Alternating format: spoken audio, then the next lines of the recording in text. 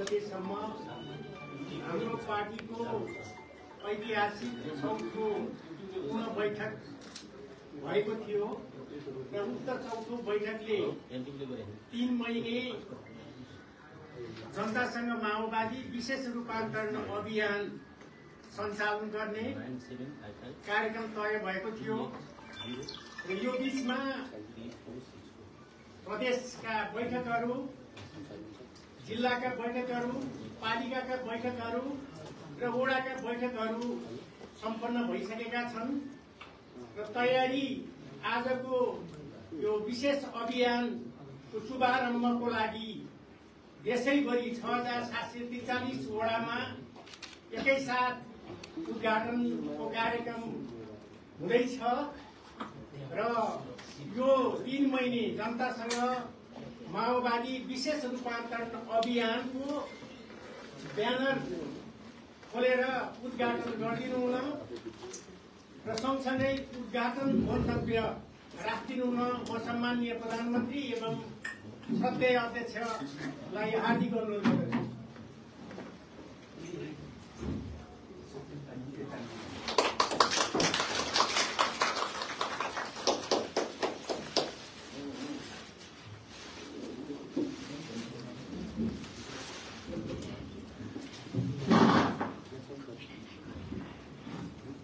पार्टीलाई जनतासँग जोड्दै समाजवादको आधार तयार गर्ने संकल्पका साथ 3 महिने अभियानमा देशका विभिन्न स्थानमा पुग्नुभएका केन्द्रीय समिति, प्रदेश समिति र विभिन्न स्तरमा क्रियाशील कमरेडहरू, कार्यक्रममा सहभागी हुँदै गर्नुभएका सम्पूर्ण आदरणीय आमा बुवा, दिदी बहिनी तथा दाजुभाइहरू, देशभरि नै यो कार्यक्रमलाई सम्प्रेषण गर्न सक्रिय सबै पत्रकार मित्रहरू, जनतासँग माओवादी विशेष रूपान्तरण अभियानको शुभारम्भको यो ऐतिहासिक अवसरमा यहाँहरू सबैमा हार्दिक अभिवादन व्यक्त गर्दछु।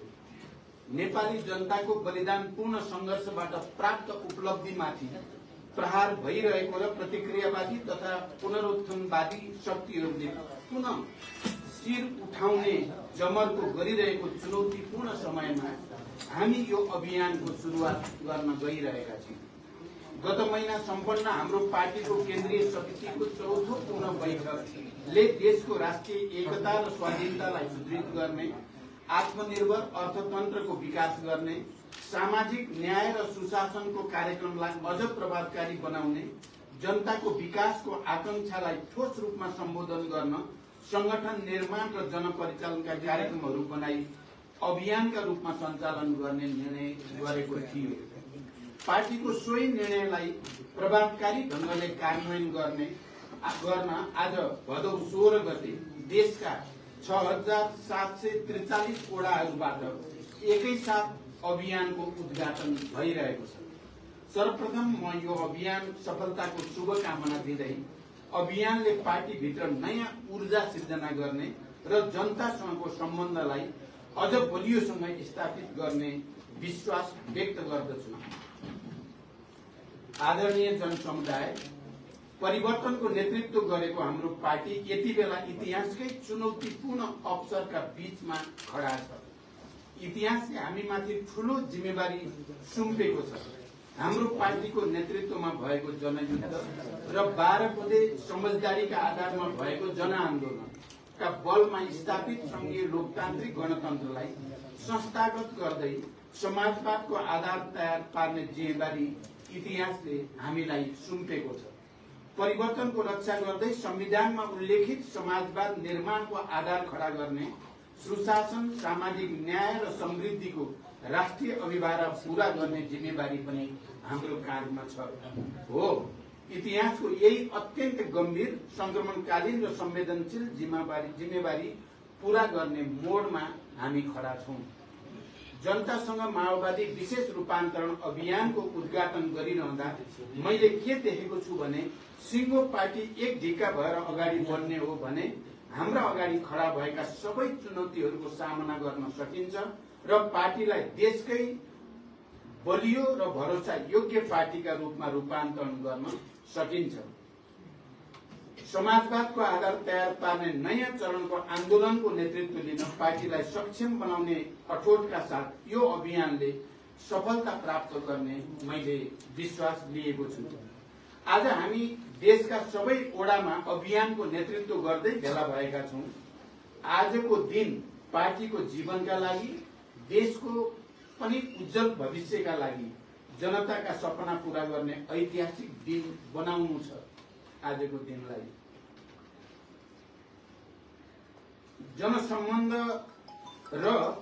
जनसम्बन्ध कमजोर हुँदै जाने परिस्थितिसँगै सृजना भएको संकटलाई चिर्न समेत यो अभियानले नयाँ प्राणको काम गर्ने आशा पनि हामीले लिएका छौं।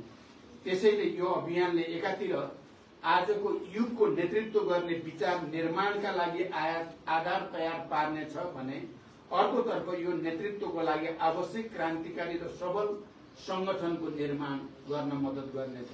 यसका साथै यो अभियानले जनता माझ पुगेर आजको युग सापेक्ष अग्रगामी सत्य राजनीतिक संस्कार र चिन्तनको समेत विकास गर्न मद्दत पुग्नेछ। अहिले मेरो नेतृत्वमा रहेको सरकारले सामाजिक न्यायको प्रत्याभूति, सुशासन, सार्वजनिक सेवा प्रवाहमा जनताको सहज पहुँच र विकासलाई मुख्य प्राथमिकता दिँदै काम गरिरहेको छ। सरकारले इतिहासले नै सम्झिने गरी कयौं साहसिक र जनपक्षीय कामहरू अगाडि बढाइरहेको छ। एकपछि अर्को गर्दै सरकारबाट अघि सारिएका कामहरूले जनतामा राजनीति र व्यवस्थाप्रति नै विकास हुँदै गएको निराशा चिरेर आशा र भरोसाको वातावरण सृजना गरिरहेको छ। राजनीतिक र सामाजिक अराजकताको स्थानमा सकारात्मक भाष्यको निर्माण हुँदै सरकार र प्रणालीप्रतिको विश्वास क्रमशः बढ्दै गएको छ। तर हामीले आफैले गरेका राम्रा काम पनि जनतासम्म पुर्याउन सकेका छैनौं। यो अभियानले सरकारका तर्फबाट भइरहेका जनपक्षीय कामहरूलाई समेत जनतामा सम्प्रेषण गर्दै सरकार र जनता बीचको एकतालाई अझ सुदृढ गर्नेछ। सरकारले गरेका नक्कली भुटानी शरणार्थी काण्डको छानबिन, ललिता निवास प्रकरणमा निर्भीकतापूर्वक गरिएको कारबाही, सुन काण्डको निष्पक्ष छानबिन जस्ता घटनाले राज्य शक्तिको दुरुपयोग मार्फत भएका अपराध कर्महरूको पर्दाफास गर्दै लगेको छ। मिटर ब्याज पीडितहरूको पक्षमा बनाइएका कानून, नागरिकता विहीन नेपाली नागरिकका सन्तानहरूका लागि नागरिकता ऐन निर्माण, वैदेशिक रोजगारमा रहेका र अनौपचारिक एवं स्वरोजगार क्षेत्रमा कार्यरत लाखौं श्रमजीवीहरूका लागि गरिएको योगदानमा आधारित सामाजिक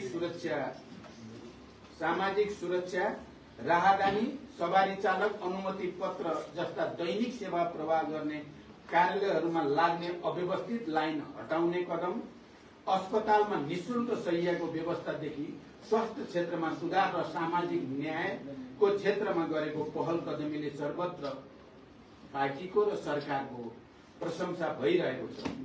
जनयुद्धका शहीद घोषणालाई राजपत्रमा प्रकाशित गर्नु, बाँकी रहेकालाई शहीद घोषणा गर्न तयारी गर्नु, जनयुद्ध दिवसमा दिइएको सार्वजनिक विदा लगायतका निर्णयहरूले राजनीतिक आन्दोलन र परिवर्तनमा योगदान गर्नेहरूको सम्मान भएको छ। लघुवित्त पीडितहरूको आन्दोलनलाई सरकारले सम्बोधन गर्न पहल गरिरहेको, इतिहासमा पहिलो पटक पाठ्य पुस्तक समयमै विद्यालयहरूमा पठाइएको, किसानहरूलाई रासायनिक मल समयमा उपलब्ध गराइएको, विपन्न र असहायका निम्ति निशुल्क स्वास्थ्य सेवा प्रभावकारी तुल्याइएको, आर्थिक सुधार लगायतका कामहरूले सरकारको संकल्प र प्रतिबद्धता व्यवहारमा रूपान्तरण भइरहेको छ। वित्तीय तथा मौद्रिक नीतिको सन्तुलन मार्फत निजी क्षेत्रलाई समेत विश्वासमा लिई सरकारले चालेका सुधारात्मक कदमबाट अर्थतन्त्र बिस्तारै लयमा फर्किन सुरु गरेको छ। उत्पादन, उत्पादकत्व र रोजगारी वृद्धि गरी अर्थतन्त्रको पुनरुत्थान तथा उच्च र दिगो समावेशी आर्थिक वृद्धि हासिल गर्ने र समष्टिगत आर्थिक स्थायित्व कायम गरी लगानीको वातावरण सुधार गर्न सरकार क्रियाशील छ। नेपाल राष्ट्र बैंकले हालै प्रकाशन गरेको प्रतिवेदन अनुसार अर्थतन्त्रका सूचकाङ्कहरू सकारात्मक दिशातिर उन्मुख छन्। 2080 असार मसान्तसम्म शोधान्तर स्थिति 290 अरब 52 करोड रुपियाँले बचत रहेको छ। विदेशी विनिमय संचितको गत वर्षको सोही अवधिको तुलनामा 26.6% वृद्धि भई 1539 अरब 36 करोड रुपियाँ पुगेको छ र यसले करिब 10 महिनाको वस्तु तथा सेवाको आयात धान्न पुग्ने अवस्था सृजना भएको छ। विप्रेषण आयमा रेमिटेन्समा 21.2% वृद्धि भई 1220 अरब 56 करोड पुगेको छ। जग्गाको किता काट पूर्ण रूपमा खुलाउने निर्णय भएको छ र यही भाद्र 11 गते मात्रै नेपाल राष्ट्र बैंकले लचिलो बजार नीति अनुसार चालू पुँजी कर्जा सम्बन्धी मार्गदर्शन संशोधन गरेको छ र यसको पनि सकारात्मक परिणाम निक्लिँदैछ। यसबाट उद्योग व्यवसाय क्षेत्रलाई प्रत्यक्ष लाभ हुनुको साथै आन्तरिक लगानी उत्पादन वृद्धि र बजारमा आर्थिक गतिविधि बढ्नमा सहयोग पुग्ने विश्वास गरिएको छ।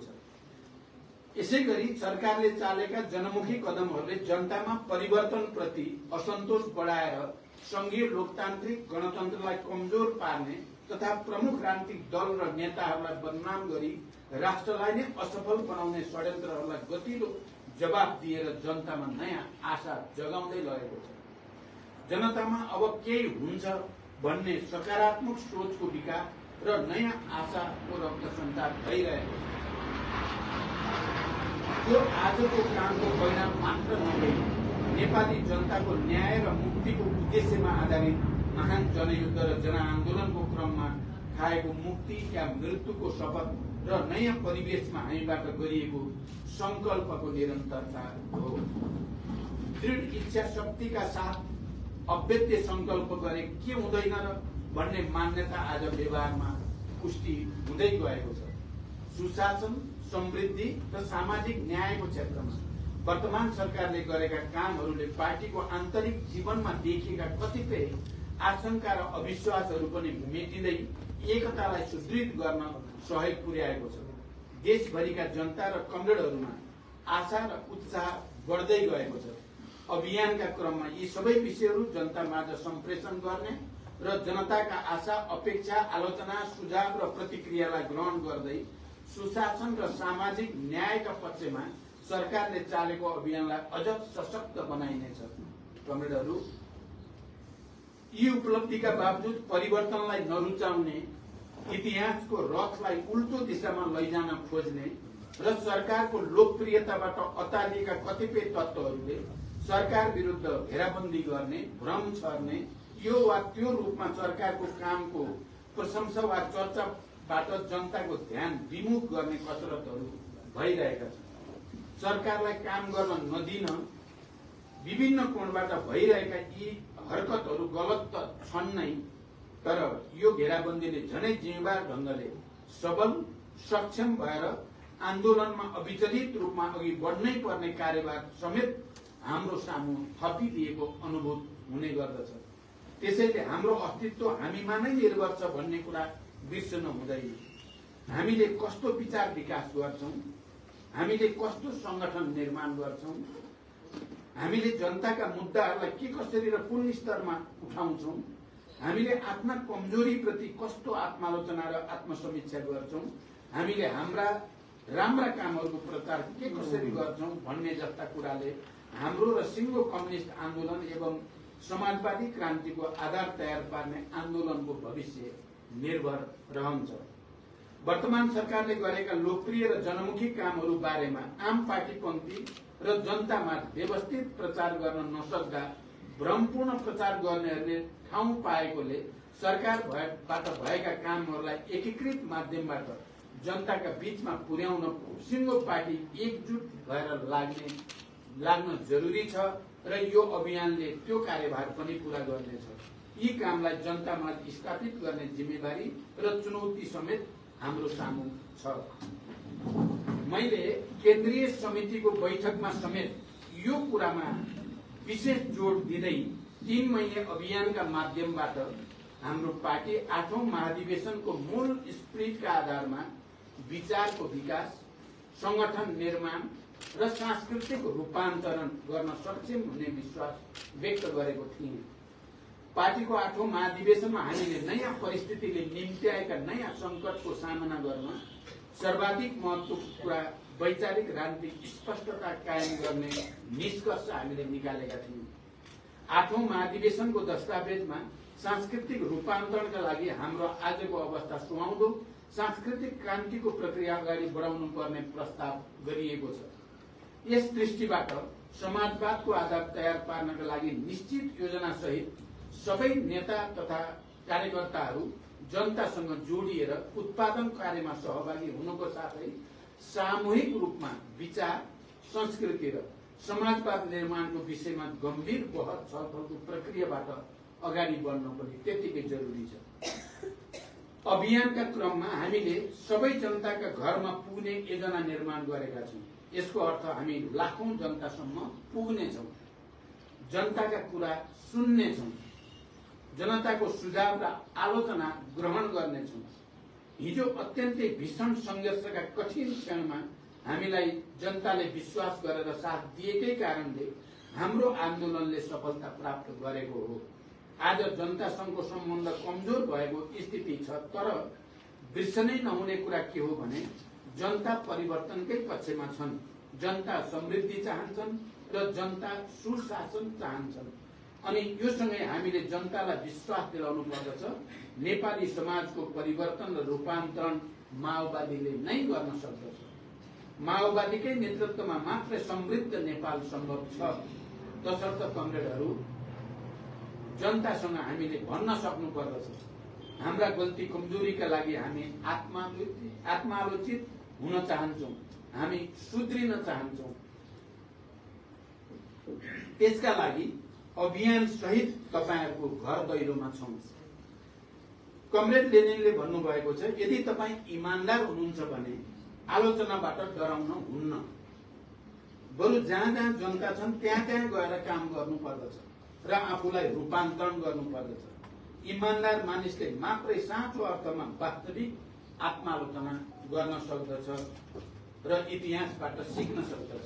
आदरणीय जनसमुदाय एवं कमरेडहरू, हामीले अभियानका क्रममा स्थानीय सन्दर्भमा समेत सुशासन, सार्वजनिक सेवा प्रवाहमा सहज पहुँच र सामाजिक न्याय सहितको विकासमा जोड दिन जरुरी छ।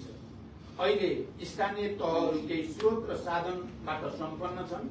प्रदेशहरूमा आफ्नै सरकार निर्माण भएका छन्। हाम्रै संघर्षको फलस्वरूप केन्द्रीकृत राज्य सत्ता संघीयता कार्यान्वयनको तहमा गएको छ।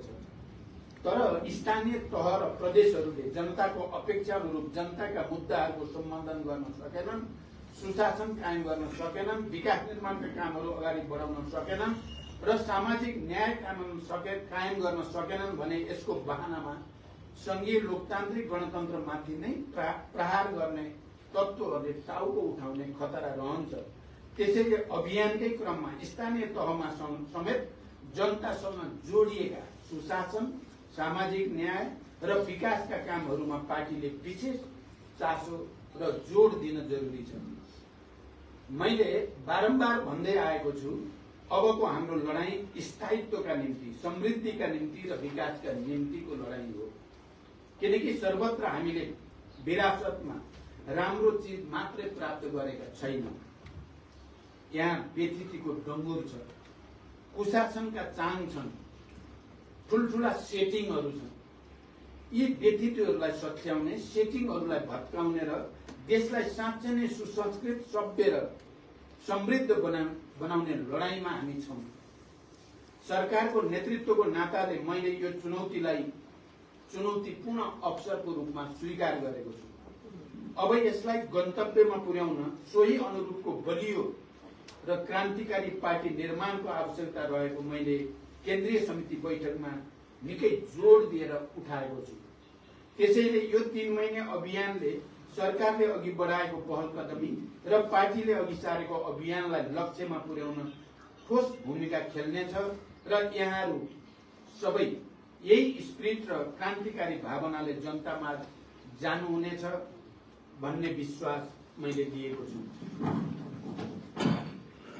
कमरेडहरू, अहिले अभियानका क्रममा हाम्रो सक्रियता र जनतामाझ हामी पुग्ने अवस्थाले राजनैतिक प्रणालीप्रति जनताको गुम्दै गएको विश्वासलाई समेत फर्काउने र रूपान्तरणका लागि ऊर्जा प्राप्त गर्ने अवस्था सृजना हुनेछ।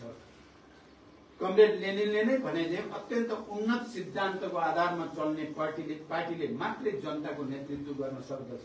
अहिले नेपाली समाजको नयाँ चरणको क्रान्ति अर्थात् समाजवादी क्रान्तिको नेतृत्व गर्न हाम्रो पार्टी केही अग्रजस्ता बन्नुपर्ने अनिवार्यता रहेकोमा म पुनः जोड दिन चाहन्छु।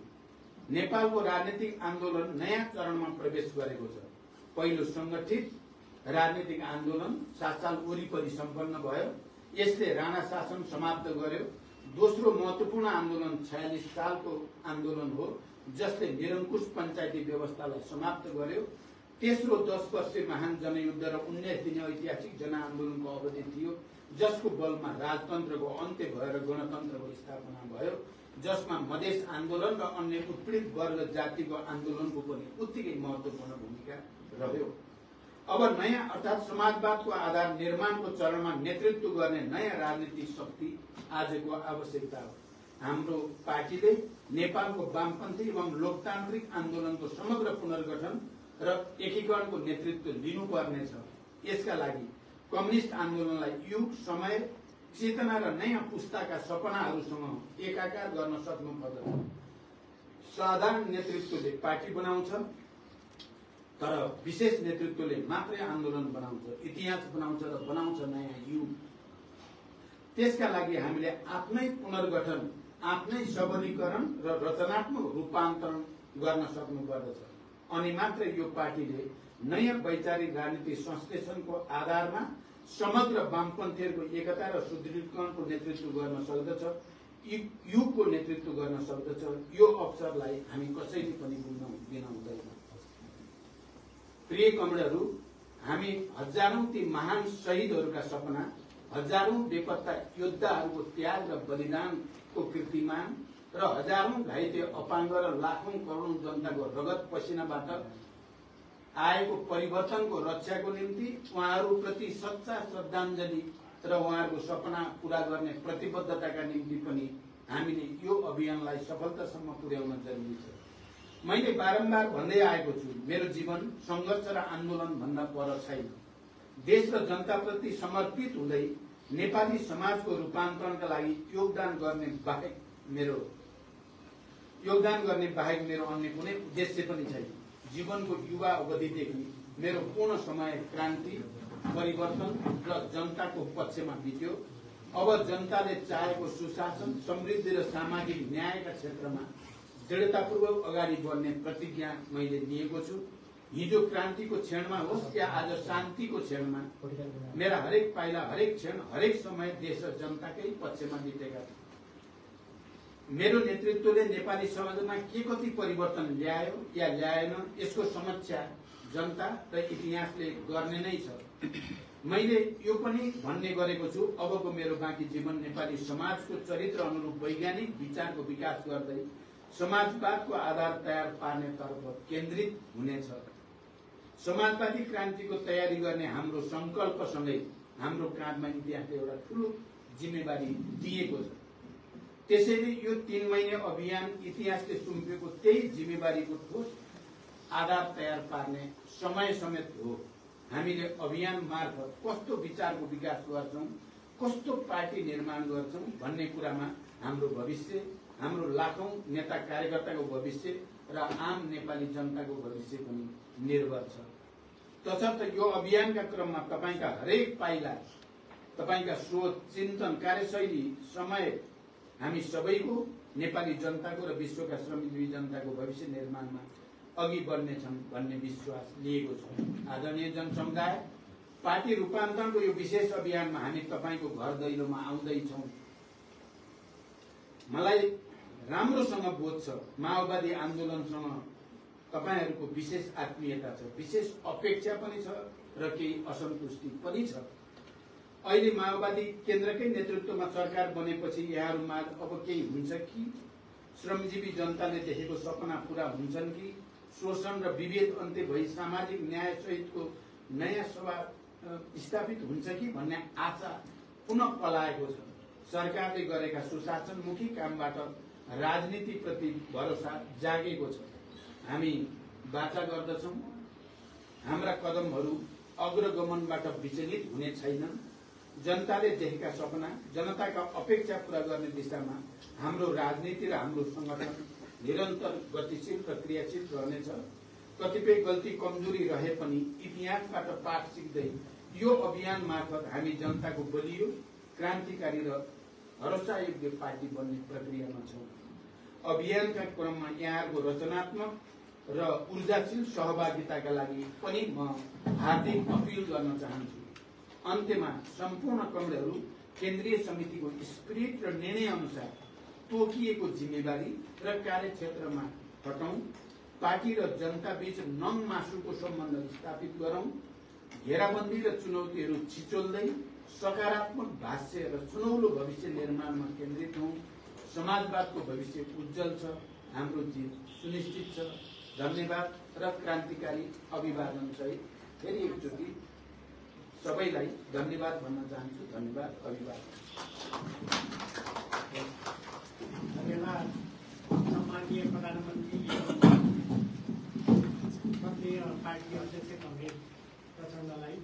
उहाँले हाम्रो 3 महिने जनतासँग माओवादी विशेष रूपान्तरण अभियानको शुभारम्भ गर्नु भएको छ। यस सन्दर्भमा सारगर्भित सम्बोधन आम पार्टी पङ्क्ति र नेपाली आमा बुवा दाजुभाइ दिदीबहिनीहरूलाई समेत हार्दिक अपिल गर्नु भएको छ।